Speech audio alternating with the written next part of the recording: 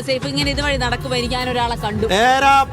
ചിൽസി നടക്കുന്നതിനിടയിൽ ഒരു സ്പെഷ്യൽ അതിഥിയെ കണ്ടുമുട്ടി. ഒരു ഫ്രഞ്ചുകാരിയാണ് ഇസബെലയെ ഞാനൊക്കെ നൈസായിട്ട് ഇത് നമ്മളെ കയ്യിൽ ഒതുങ്ങുന്നതല്ല എന്ന് കരുതി നൈസായി സ്കിപ്പ് ചെയ്തായിരുന്നു.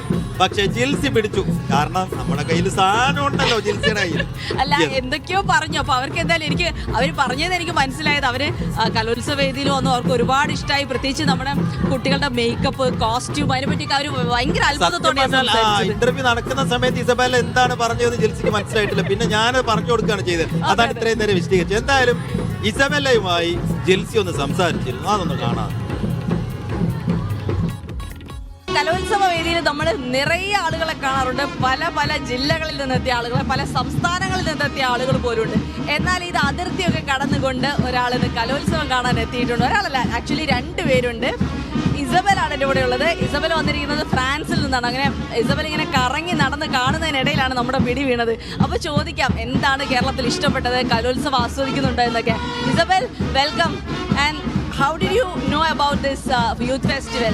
So it's our first time in India, and really it was a surprise to discover this festival. Okay. I hadn't heard of it before. Okay. So before we visited something about the decorations of the elephants for your next festival in Yes. April. That was so nice. We enjoyed it so much. But we think India is really crowded, so it's a bit difficult for us to feel at ease because of all people everywhere. And traffic so heavy. And the weather so unusual, and it's very, very hot. Okay. But we enjoy our time here. Okay, fine. So what about this festival? Have you watched any of the competitions? No, not yet. We saw some bands playing. Bands. Yeah, and people nicely dressed, Okay. like girls. It was so amazing with all the makeup. Yes, yes.